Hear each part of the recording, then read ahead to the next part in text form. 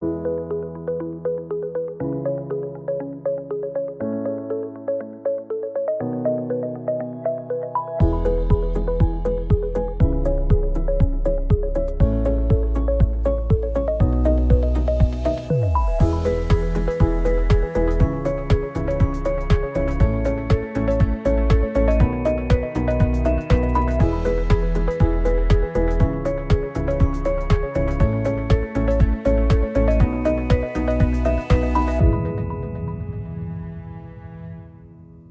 ziua și bine v-am găsit la o nouă ediție Afaceri de la Zero. Eu sunt Mădălina Dediu și astăzi vom discuta în prima parte a emisiunii cu domnul Michael Beier, CEO al Centrului Regional CLAAS, o companie care are în portofoliu utilaje agricole. Însă, pe lângă această funcție, domnul Beier este și membru al EDIșCIE, Camera de Comerț și Industrie Română-Germană. De asemenea, în a doua parte a emisiunii vom discuta despre interesul firmelor pentru programul Investalim și vor vorbi cu domnul Cosmin Măglaș, CEO și fondator al companiei de consultanță Atragem Finanţare. Așa că vom începe prima parte a emisiunii noastre cu o discuție cu domnul Beier. Good morning, Mr. Beier. Good morning. Good morning. First of all, I wanted to ask you if you can tell us a few words about CLAAS activity in Romania, and then we will talk about EDIșCIE and the Triple O initiative of Penny. Yeah, thank you very much for the opportunity to be here together with you today. Yeah, a couple of words about the company CLAAS. Family-owned agricultural machine manufacturer. Since more than 100 years, we started our activities in Germany, and for the last, I would say decades, our business became more and more international, and actually we are producing the full range of agricultural machinery, starting with tractors, continued by the very well-known combines, forage harvesting machinery, and so on and so forth. So everything the farmer needs to prepare the field and to harvest what he has produced. So, and in Romania, we are active since, I would say since ever. The first imports of CLAAS machinery happened even in the 60s, I think. And starting with 1990s, we accelerated with our activities here in Romania. So, and nowadays we are here with a total network of around about 500 people, which are providing any kind of services related to our agricultural machinery. So be it service, be it the provision of spare parts, be it the delivery of machine as such. So Romania is important for your company. Definitely, definitely. As one of the biggest producers of maize and sunflowers, very serious cereal producer, Romania has a very important role for CLAAS. But you are representing also EDIșCIE, the Romanian-German Chamber of Commerce and Industry. Can you tell us a little about how many members does EDIșCIE currently have? Yeah, definitely. I mean, before we are coming directly to AHK, I think it is worth to be mentioned that Romania is the collaboration in between Romania and Germany is a very important part of the export-import activities of Germany.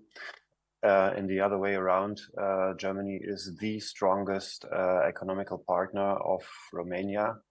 So we are talking about 9,500 German companies which are active in Romania. So this means somehow around about 250,000 employees, workplaces created directly coming from investments German companies have performed in Romania. And nowadays we, as the AHK, we have around about 600 members, 600 member companies which are active in the one or the other way inside the AHK. And how the chamber supports Romanian society through his activity and his members?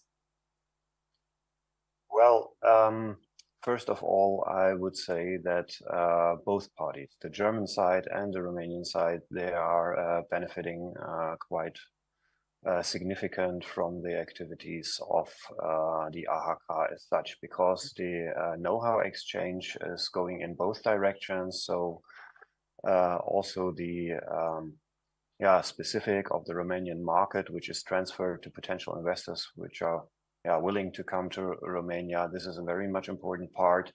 So we are supporting also the entries of new investors coming to the Romanian market on the one hand side. On the other side, of course, we are supporting also any kind of activity which is already ongoing in Romania, due to the fact that we are representing a very strong economical base. Of course, we are trying as much as possible also to consolidate different opinions and to have an active communication and active exchange with the Romanian economy. So you see that is beneficial for both involved parties. And I think this is a very important role we are having. And of course, we have inside the AHK different directions of our activities, in addition to the support of German companies, be it in the energy sector, be it in the retail sector, be it in the agriculture, or in the education. So we are trying actively to involve ourselves in any kind of discussion and provide also with our knowledge, with our support wherever needed. You said about the German investors in Romania. One of the most important, I think, German investors in Romania is Penny. I wanted to ask you, what is the relationship between AHK and Penny in Romania? Well, it's a very, very healthy partnership, a very strong partnership. I should mention that Mr. Daniel Groß, who is CEO of Penny, is also a member of the AHK board. You see that here the personal involvement of Penny is already given. And I also want to mention, and I have to mention, that we have a working group called Retail, where Penny is having a very active and a very important role in terms of providing their knowledge and supporting with different programs analysis to further improve the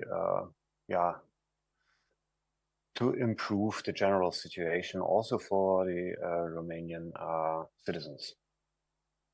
When it's about the consumers, when it is about the needs of the consumer. So this is some kind of bidirectional exchange where Penny has an important role. But what initiatives do you have, do you develop together? Well, as I said, Penny is very active in the working group Retail. So, and here it is about the implementation of the idea to produce and process any kind of goods which are demanded by the Romanian consumers. So made in Romania, I would say this is the overall headline. From the Romanian field to the Romanian retail, that is one of the main ideas, including the processing in between. Let's talk a little bit about this agriculture working group inside the chamber. Can you give us some details when this working group was formed? What the main projects and objectives? Yeah, let us start maybe with the members. What we have managed to create is a very active working group, a very active platform for the information exchange, starting with farmers, suppliers of fertilizers, crop protection products, machine manufacturers. So in order to discuss the opportunities on the one hand side, but also to discuss actively then the existing challenges we all are facing here. So a very healthy information exchange, but we are not discussing that just inside that working group, but we are trying also very active to involve ourselves in it, to bring ourselves in a discussion with the Romanian officials in order to define the possibilities of further growth potential, improvement areas where we see still the potential for, let's call it doing more and doing better. That is a little bit the main idea of the working group. Concerning the history of the working group, AHK always tried for the more than 20 years of existence to have that kind of platform for the members of the AHK in order to have an active exchange, in order to have also the possibility to address directly, because of a strong voice, wherever needed. Returning a little bit to Penny, the company has a very interesting project, Triple Raw, that supports the products that are produced, packed, processed and packed in Romania. And we see that products in every Penny store in Romania. And I wanted to ask you how AHK supports this project and how it's integrated in the chamber's activity. I would rephrase your question a little bit, because first of all, when you are able to analyze the trade balance in between Romania and let's say surrounding countries, then one is quite obvious that Romanian is a serious cereal producer, as I said before. But on the other side, we are seeing a lot of imports coming to Romania, imports of goods which might be produced here locally. And you know, for the last 4 years, Romania was affected 3 times quite heavily by drought, Romania-wide or in particular areas of Romania. And then, of course, the agriculture as such suffered quite a lot. Farmers suffered quite heavily because the yields, they did not manage to reach the yields and the yields they have expected on the one hand side, and for the trade balance of Romania, this was also quite obvious that it had a negative impact. So our idea was on the AHK side, first of all, to discuss and to make it very obvious that the diversification of the Romanian agriculture could support Romanian farmers in order to balance their income in between different directions. The crop production on the one hand side, but maybe also the production of fruit, vegetables, meat, and so on and so on. On the other side, milk, I should not forget milk. On the other side, in order to balance also in years where maybe the weather conditions are not that supportive, or the cereal prices like nowadays are not on a necessary level. So this was one side of consideration we had on AHK side. On the other side, knowing also the challenges Penny is facing, the continuous supply of any kind of products for their supermarkets is a challenge, especially when it is about products produced in Romania. So, and here the initiative, the Triple Row initiative from Penny, is demonstrating quite clearly that there is a potential to produce, to process, to pack, and at the final end to offer it to Romanian consumers here locally, that this is a big opportunity for all the participants of that value chain. And that is why we as AHK are welcoming this initiative very much. We know that Penny has investigated a lot, did a lot, communicated a lot in order to achieve a certain transparency where certain potential is still existing and where we here on local level could benefit from. And how AHK supports this initiative?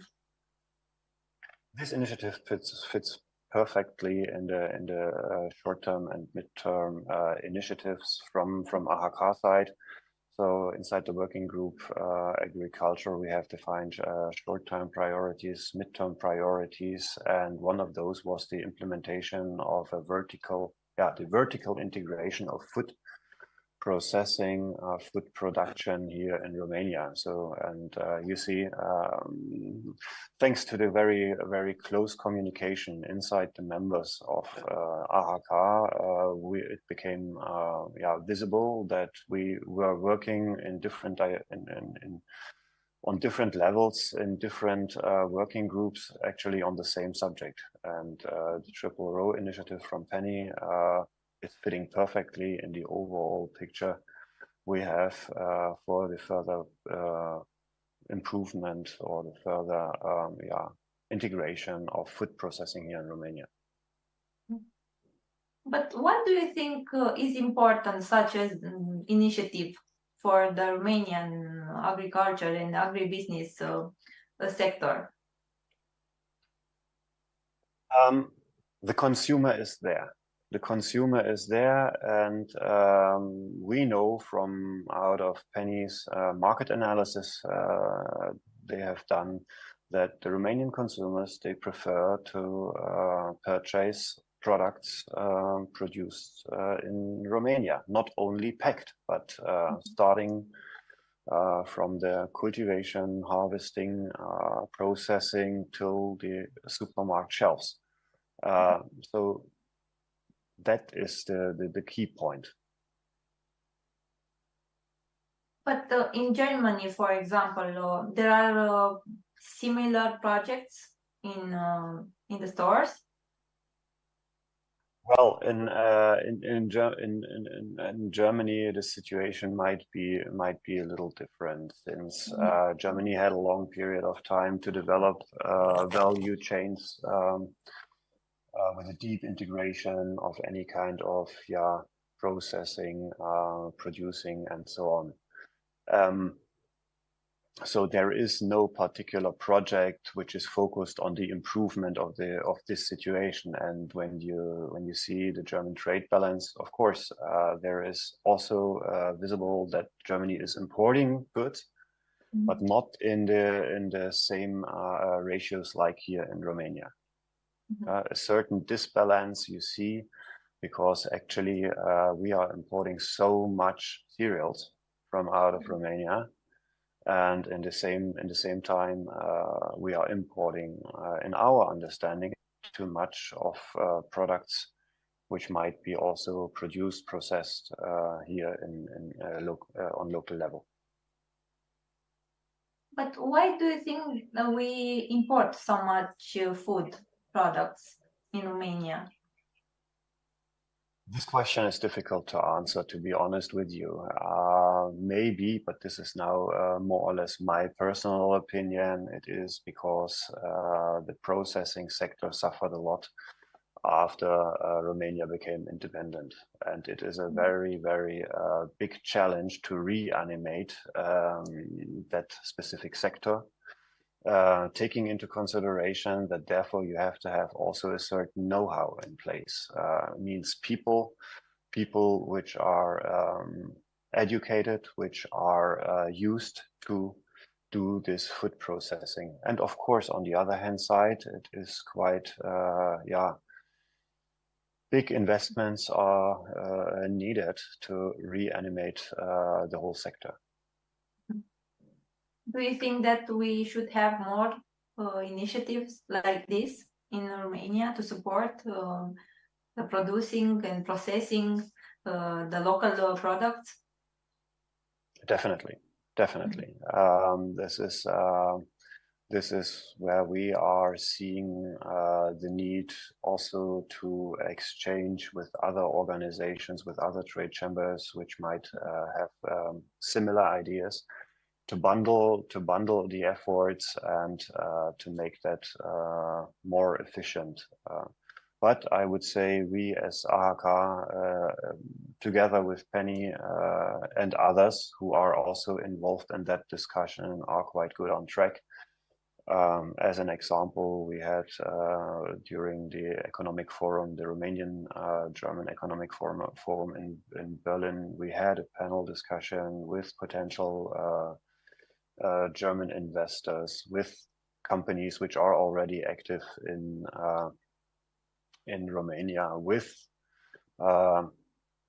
representatives from the Romanian authorities, where we had a very fruitful exchange. And this gives a certain hope that things are starting to move, and that we are jointly able to accelerate a little bit.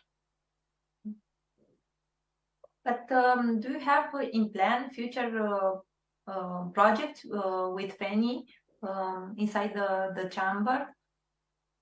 Yeah, first of all, what we have done, we have bundled our efforts inside the AHK. So the Agri working group is collaborating quite closely with the retail working group. So we are sitting around one table. We are discussing over the whole value chain now the same subject at once. The next step will be that, we will have the opportunity then also to address jointly and directly our proposals how to further develop that sector as such, starting from the field, ending up at retailers' shelves. So you see that a lot of discussions were needed, but here I also see that in 2024 we could move significantly. And in addition, I would like also to mention here the individual initiative of Penny with the 100 business ideas publication, which I think you have seen already.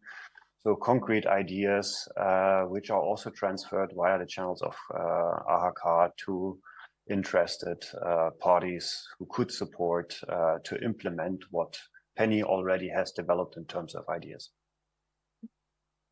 But I wanted to ask you if this triple row project is unique in among the AHK members and in the working group.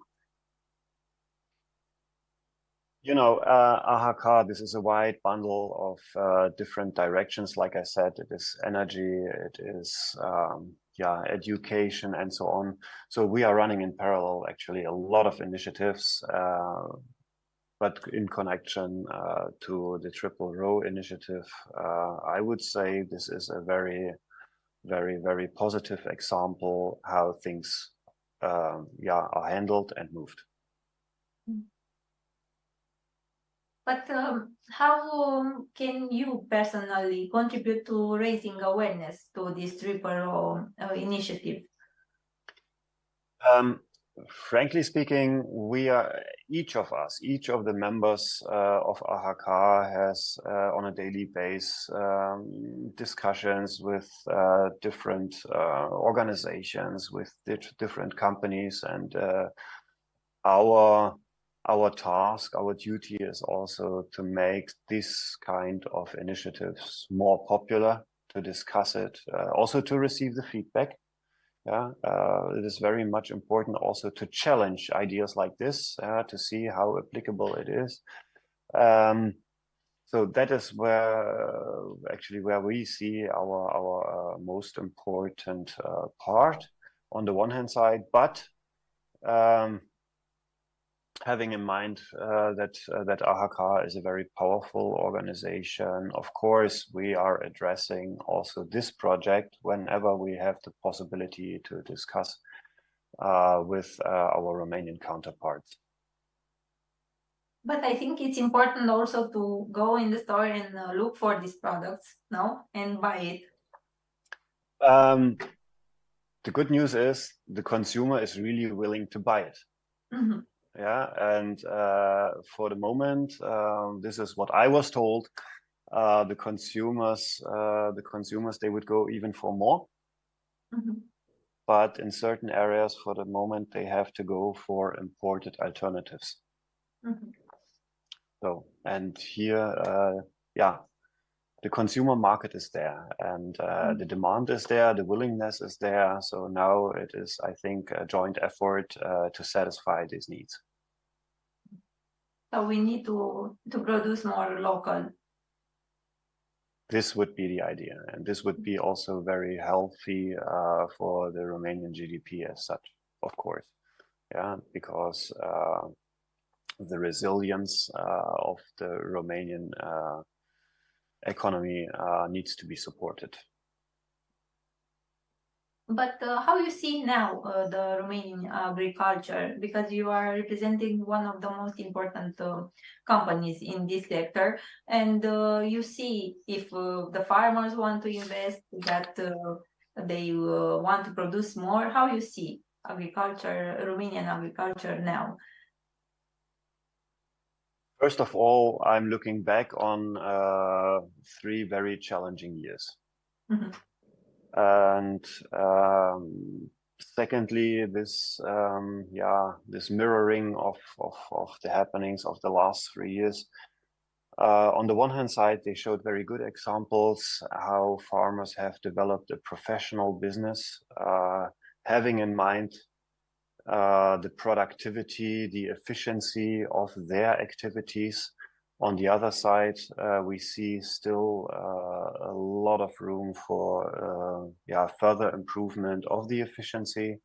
So the Romanian productivity on farm level could be improved. Mm-hmm.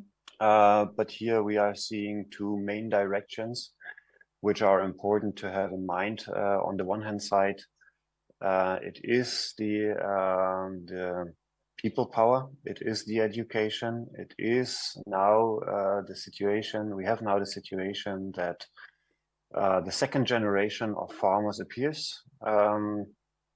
Farming, you might know, has not the best reputation. I mean, the weather conditions during harvest and so on and so forth.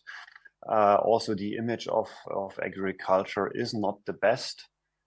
Here we need to have educated people which are using the technologies in the best sense, where we as manufacturers are forced to do a lot in order to increase constantly the knowledge level. So if I give you an example, we are running, CLAAS is running here a local academy where we are we provide trainings, be it on the mechanical side, be it on the electrical side, but also on the digital side, which becomes more and more important. So one sector is definitely the improvement of the efficiency by having then qualified people in the farms. Mm-hmm. On the other side, if I mentioned the efficiency, the digitalization entered already the farming as such. So there is no combine harvester anymore who is not equipped with a lot of electronics inside to be able to analyze the productivity of the combine harvester, for instance, to have in mind then to see it in real time what the combine harvester is harvesting on the one hand side, on the other side what he is consuming. So the professional farmers, they are always looking for the efficiency by using the possibilities a machine manufacturer like CLAAS is offering nowadays. Precision farming, the implementation of digital solutions, to have the transparency, to have really then the production costs always in real time on your screen. That is definitely something where we're also seeing a lot of activities on the one hand side, but also room for improvement. Mhm. So those are the two main directions we as CLAAS we are seeing, and this is actually our agenda, short term, but even mid-term. But the young people invest in agriculture businesses? Different. It is different. It is different. I personally know a lot of young farmers who are really motivated, who have entered that business and are successful. On the other side, we see also farms where now normally the next generation should enter the business, but obviously the succession question is a big one. So it is very different from farm to farm, from region to region. But this is not a specific challenge we have here in Romania. We see that overall everywhere in Europe. So overall, the Romanian agriculture sector is going in the right direction, using also these kind of initiatives like triple row of penny? I would say yes. I would say yes. We see that year by year, farmers are looking even more in more detailed in their activities. They want to know about their efficiency. They want to know about their profitability, of course, instead of hoping that the rain will come and so on and so forth. So steering a business from out of stomach feeling, we are human beings, of course. We are taking actions mainly driven by let's say stomach feeling, but it is very helpful to have also the transparency and the data and to identify where is the potential for becoming better, becoming more efficient, and to reduce the production cost. It moves in the right direction. Thank you very much, Mr. Mayor, for this discussion. Thank you too. And we are looking forward for new initiatives from the AHK members. We will keep you informed. I think very soon we are able to share even more news, and I would really like to discuss with you next time how our initiatives have developed. Great. Thank you very much. Thank you also. Vă mulțumesc că ați urmărit prima parte a emisiunii ZF Agropower de astăzi și vă invit să urmăriți în continuare o discuție despre programul Investalim pe care o vom avea cu domnul Cosmin Măglaş, CEO și fondator al companiei de consultanță Atragem Finanţare. Bună ziua, domnule Măglaş! Bună ziua, mulțumesc pentru invitație! Cred că unul dintre cele mai importante proiecte lansate anul ăsta este Investalim, care are un buget de 600 de milioane de euro derulat pe mai mulți ani. Aș vrea să vă întreb dacă există interes pentru acest program din partea firmelor active în agricultură și industrie alimentară. Da, Investalimul are un buget extrem de important, 600 de milioane, clar, buget multianual. În acest an au fost alocați 148 de milioane de euro. Bani suficienți dacă este să ne gândim că în acest moment se modifică în continuare ghidul solicitantului și condițiile de aplicare. Din păcate, nu se respectă în totalitate prevederile ordonanței de urgență 65, cea care a instituit acest program și l-a certificat, l-a legalizat. Însă este un program extrem de util pentru economia românească, din punctul meu de vedere.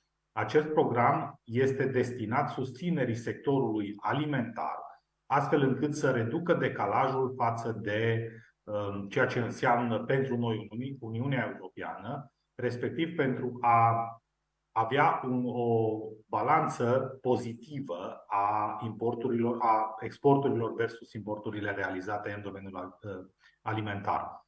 Ceea ce se observă în acest moment este faptul că, din păcate, acest program este denaturat de ghidul publicat până la urmă de AFIR, nu își respectă, din păcate, fundamentele prezentate în Ordonanța 65, cea care l-a aprobat, însă și în acest fel este un program extrem de util economiei dacă va fi accesat. Din păcate, în acest moment nu văd un interes foarte mare al firmelor, tocmai din cauza că programul nu este clar. Azi, dacă este să o luăm cronologic vorbind, în urmă cu 2 săptămâni, respectiv înainte de modificare, programul Investalim a fost scos din secțiunea de transparență de pe site-ul AFIR, iar MADR a venit cu o explicație halucinantă, cum că pe site-ul AFIR ar trebui să fie prezentate doar în transparență, doar programele care fac parte din Programul Național Strategic. Ori aceasta este, din punctul meu de vedere, o greșeală strategică extrem de importantă, pentru că noi toți așteptăm predictibilitate din partea guvernanților și transparență mai presus de orice. Ori tocmai s-au hotărât să o elimine. Așa e și pentru noi, jurnaliștii. Noi eram obișnuiți să intrăm pe site-ul AFIR și să vedem toate proiectele depuse. Și în ceea ce privește Investalim nu avem această oportunitate. Ba mai mult, am trimis o solicitare la Ministerul Agriculturii să ne spună cam câte firme au depus proiecte până acum și dacă se poate să aflăm de undeva lista acestor firme, și ne-au răspuns că acestea vor fi disponibile atunci când se va termina etapa de selecție. Așa este. Pot să fac o afirmație că la momentul la care a fost scos din consultare publică, inclusiv proiectul care a fost depus, deci inițial a fost depus un proiect în valoare de 2.300.000 de euro, însă a fost retras. Fac această afirmație cu toată responsabilitatea, deoarece dețin prin screen-ul care arată proiecte 0 la depunere. Am apucat, înainte să scoată din consultare, să fac acest print screen. Sau, mă rog, este o poză făcută cu telefonul. Însă, ce este și mai important, ghidul Investalim, sau, mă rog, condițiile de aplicare, clarificarea, a venit în urmă cu câteva zile, dacă nu mă înșel, în urmă cu 2 zile, da? Referitor la procentul asumat de contribuție la ajutorul regional. Ori, în acest moment, prin clarificare, se solicită tuturor firmelor deponente, despre care nu știm câte sunt, să retragă proiectele pentru corectarea planului de afaceri conform ultimei modificări. Țineți cont, în timpul depunerilor. Este, din punctul meu de vedere, o strategie greșită, însă este bine că se clarifică. Și totuși, vorbim la o diferență de 3 zile. În acest moment, pe site-ul AFIR nu se găsește noul plan de afaceri conform modificărilor. Astfel, noi nu avem ce să modificăm. Noi avem în lucru 2 proiecte, deci cu siguranță vom depune și noi, însă nu există noul plan de afaceri. Sigur, este foarte puțin modificat, însă nu există. Este să-l modifici. MADR-ul l-a modificat și nu l-a publicat. Este grav. Din punctul meu de vedere, este extrem de grav. Și observăm aceasta la tot mai multe autorități de management, fără ca cineva să răspundă. Astfel, în toate discursurile ministerelor se pasează vina neaccesării fondurilor sau accesării sau corecțiilor financiare către solicitanți și către consultanți. Ori, vreau să le spun că principala vină o au tocmai ministerele care nu au predictibilitate, publică ghiduri cu 5 zile înainte de depunere, publică anexele cu 5 zile înainte de depunere și le modifică ca apoi să nu le mai publice corectate. Și, practic, această lipsă de transparență nu încurajează producătorii să depună proiecte pentru acest pentru acces la problema este că îi descurajează total. Orice firmă are nevoie de predictibilitate. Primul lucru pe care o firmă ne întreabă este care este orizontul de timp în care eu pot să-mi implementez acest proiect, pentru că eu fac un studiu de piață la momentul actual. Degeaba îl implementez peste 5 ani, când studiul de piață nu mai este valabil. Studiul de fezabilitate, vorbim de prețurile materialelor, nu mai este valabil. Și atunci, haideți să le oferim un pic de predictibilitate. Degeaba lansăm 10 programe dacă le modificăm în permanență și nu avem solicitanți. Pentru că nu vorbim de un tânăr fermier, vorbim de investiții care trebuie să se ridice până la 50 de milioane de euro. Deci vorbim de investiții sănătoase, solide în ceea ce înseamnă industria agro la țară.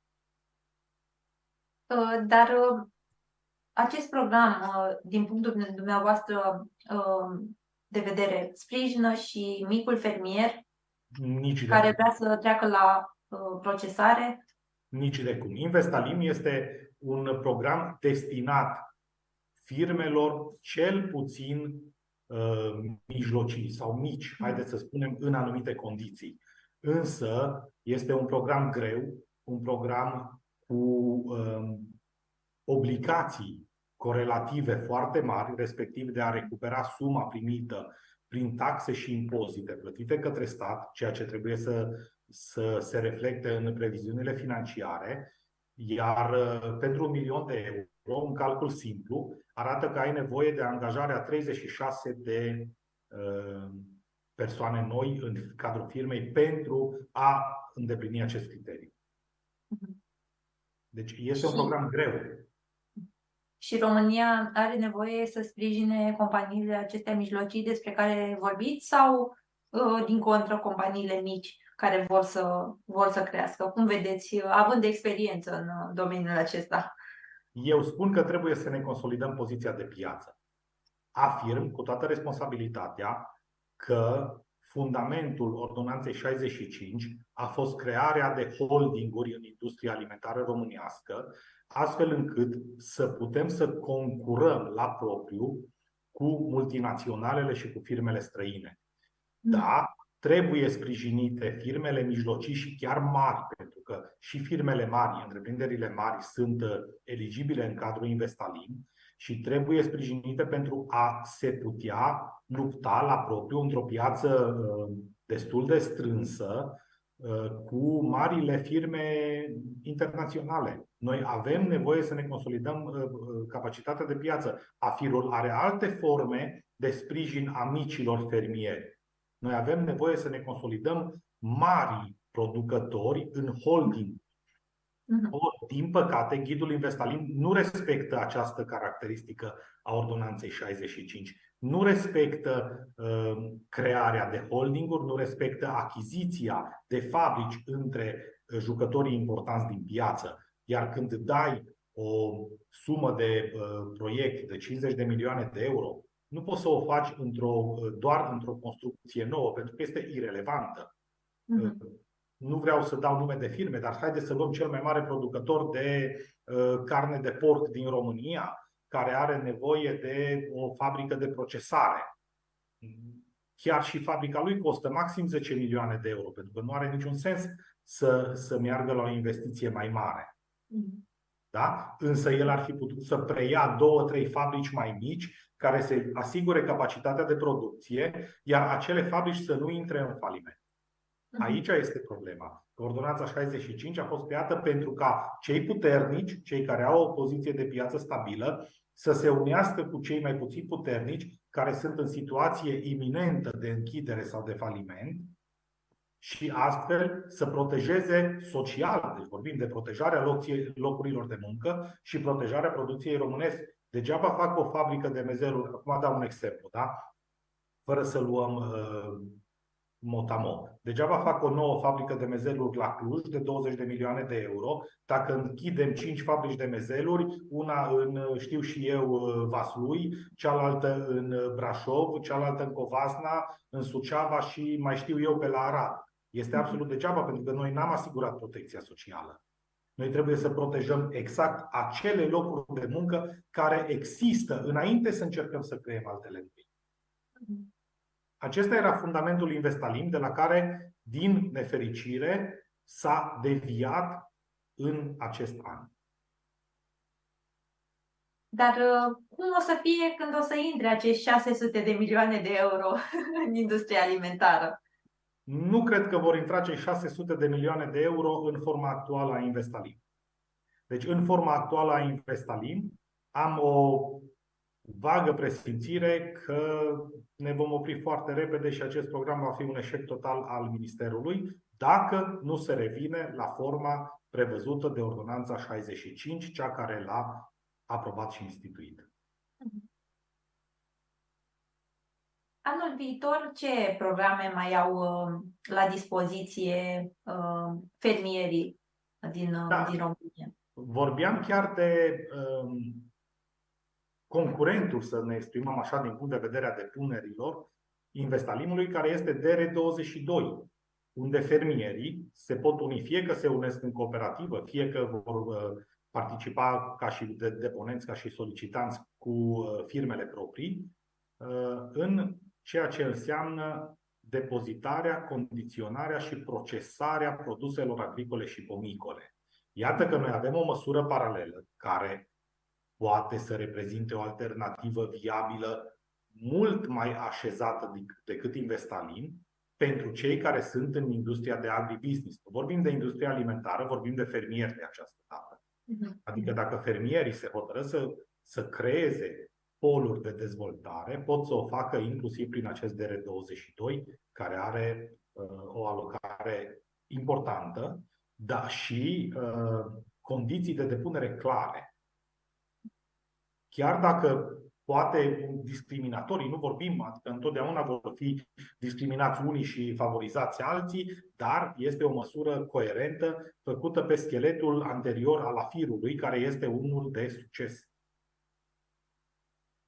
Am văzut că prin PNS fermierii au acum la dispoziție 4 programe cu o valoare totală de 500 de milioane de euro, iar depunerile se termină undeva prin ianuarie-februarie.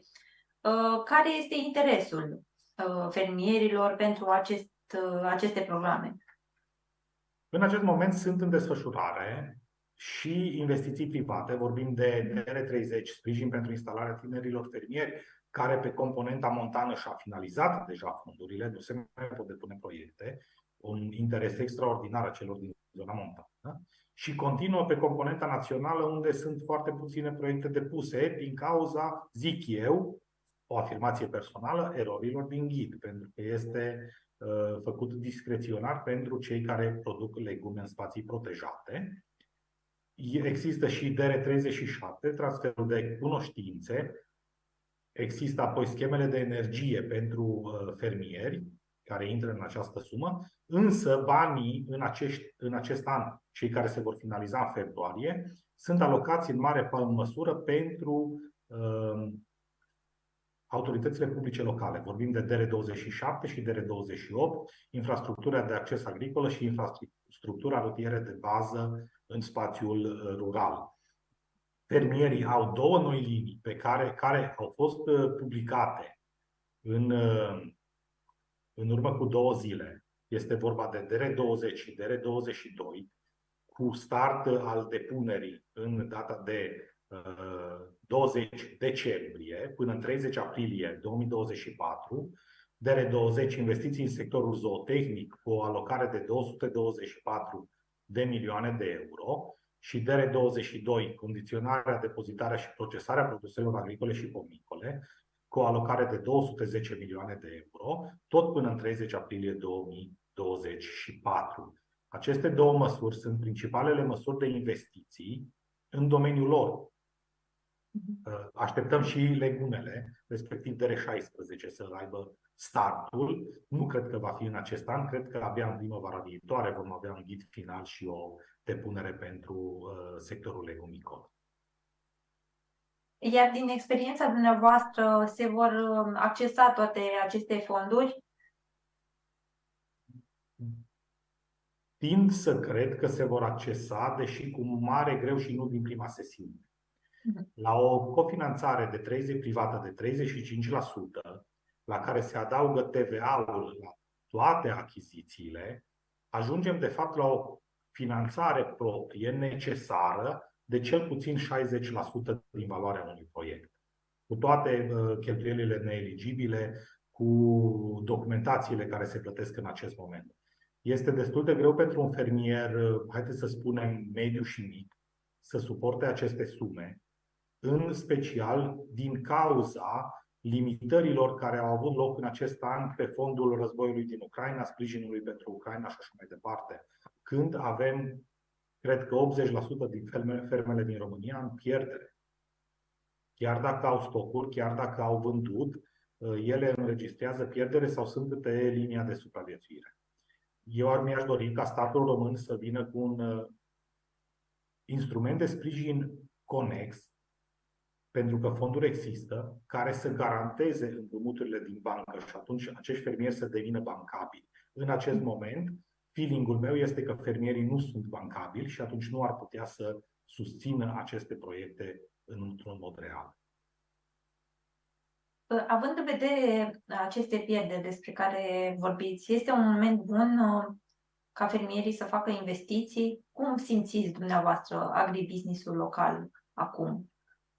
Eu cred că în acest moment, sau în următorii 5 ani, este ultimul tren pentru firmele românești să beneficieze de fonduri europene și să realizeze investiții care să le aducă o valoare adăugată mare produselor.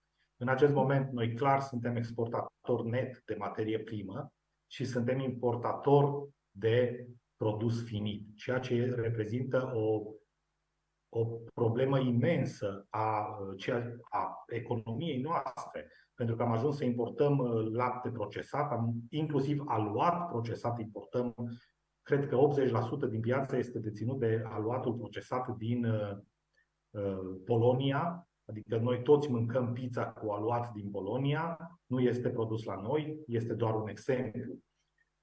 Patiseria în marea ei majoritate. Este o problemă și mi-aș dori ca ai noștri fermieri să se unească în cooperative, dacă nu pe cont propriu, și să facă aceste investiții acum. Pentru că peste 5 ani va fi mult prea târziu, vor prinde străinii, acum îi numim străini, deși sunt frații noștri din Uniunea Europeană, cetățeni europeni, vor prinde aripi atât de mari încât nu vom mai putea ajunge din urmă. Aici se rezumă problema noastră. Trebuie să ne creăm un sistem agroalimentar și mi-aș dori ca la nivelul ministerelor să existe această viziune. Ori aici este problema. Viziune există, povești există, vorbim de poveștile politicienilor, că nu putem să le spunem altfel, însă voință și implementare zero. Vorbeați mai devreme de legumicultură. Știu că vorbeam adică am vorbit de-a lungul timpului cu mai mulți legumicultori, chiar și cu legumicultori foarte mari care s-au organizat în cooperative și cu toții așteptau cumva o zonă de producție dezvoltată de stat. Adică ei spuneau că nu au cum să-și dezvolte propriile fabrici de procesare, pentru că marea lor problemă este cu legumele de calitate a doua, pe care nu le pot vinde marile magazine. Și cumva spuneau că statul, inclusiv prin Casa de Comerț Unirea, trebuie să facă aceste investiții. Cum vedeți dumneavoastră situația? Ar avea aceste cooperative la dispoziție fonduri să-și creeze propriile spații de producție, de procesare? În primul rând trebuie să fim corecți și să spunem că noi avem fabrici de procesare. Avem Râureni la Vâlcea, acum o să vorbesc și în termeni reali. avem Olimpia la Tecuci, avem o fabrică foarte mare, nu-i cunosc numele, undeva în zona Ispiceniului, adică marile bazine legumicole ale țării sunt acoperite de producători. Avem MIB.com în zona Oradiei, da? Care a plecat din Cluj inițial, Arovit se numește brandul, deci avem. Însă, noi nu înțelegem că trebuie noi, partea privată, să ne unim și să lăsăm la o parte orgoliile personale care spun că nu vrem să angajăm manageri competenți și vrem noi să conducem. Noi trebuie să fim fermieri. Bun, ok, eu mă refer noi la fermieri. Eu îmi doresc ca un grup de fermieri să vină să spună: căutați-ne voi manageri, da? Până la nivel de MBA, indiferent ce fel de manager, haideți să-i plătim foarte bine și ei să ne arate cum se face marketingul produselor agricole. În acest moment, fermierii doar se plâng, și îmi cer scuze că sunt atât de direct, doar se plâng fără să facă nimica, pentru că în momentul când le spui trebuie să vă asociați, în acel moment se închide orice fel de discuție. Nu dorim asociere. Ori aceasta este o greșeală fundamentală a fermierului român. Mai mult, da, avem fondurile necesare, vă repet, DR22, investiții în condiționarea, depozitarea și procesarea produselor agricole și pomicole. Abia așteptăm să vină fermierii să creeze centre de colectare. Țineți cont de un lucru. Nicăieri în lume statul nu asigură colectarea fructelor și legumelor. Este ilogic. Pentru că statul este un guvernator prost, statul este un conducător prost al afacerilor, în special în ceea ce înseamnă perisabilitatea. Dacă ne uităm la Casa de Comerț Unirea, și aici o să fac o afirmație destul de gravă, trăiește prin subvențiile statului, nu are nicio legătură cu performanța. Ori, pentru că este stat, managerilor de acolo care vin cu un anumit bagaj de cunoștințe și legături politice, nu li se cere performanță, li se cere doar să ponteze și să semneze hârtiile de luare la cunoștință. Ori în momentul în care trecem în zona privată, unui manager îi se cere performanță, îi se cere un plan, îi se cere un KPI, Key Business Indicators, Key Performance Indicators, care trebuie să fie puși în practică. Și atunci toți acești fermieri au posibilitatea să se unească și să devină cu adevărat performanți în producția proprie. Am luat un exemplu în Austria, o să vă spun și țara, în care într-o anumită zonă, magazinele de tip chiar multinațională era, preluau toate legumele și fructele fermierilor, le puneau în colțul fermierilor locali, așa se numește, colțul fermierilor locali, și, în schimb, le ofereau vouchere de cumpărături, nu le ofereau bani. Aici este într-adevăr o chestiune foarte sensibilă. O firmă poate să ofere, dar prin negociere ei aveau să-și vândă tot, da, puteau să-și vândă întreaga producție acolo, primeau vouchere de cumpărături pe care, în cadrul unui complex comercial, puteau să-și cumpere materiale de construcții, haine, era un mic mall. Era un mic centru comercial cu toate cele necesare. Și primeau vouchere acolo integrate și puteau să le cheltuie, nu puteau să primească bani pentru ele. Sigur, puteau să le vândă, să le răscumpere, asta este treaba lor, nu mai știu în spate ce mai exista. Însă putem să luăm aceste exemple. Domnule Măglaș, pentru că trebuie să încheiem discuția noastră de astăzi, aș vrea să închidem așa cu o concluzie. Deci, practic, această lipsă de transparență, această a statului în ceea ce privește programele acestea de fonduri de rambursabile și lipsa de dorința fermierilor să se asocieze întârzie dezvoltarea sectorului de agribusiness în România. Absolut. Deși avem foarte multe cooperative înființate, acestea nu sunt valide din punct de vedere economic. Și atunci trebuie să învățăm să facem aceasta. Fondurile europene există, fondurile europene nu sunt gratis, însă există și îi îndemn pe toți fermierii să se îndrepte către acestea, pentru că sunt ultimul tren în dezvoltarea României către adăugarea de valoare, către crearea de valoare adăugată în ferme. Vă mulțumesc foarte mult, domnule Măglaș. Mulțumesc și eu tare mult. Vă mulțumesc și dumneavoastră că ați urmărit ediția de astăzi a ZF Agropower și vă invit să citiți știri despre agribusiness-ul local pe zf.ro, secțiunea ZF Agropower. Numai bine!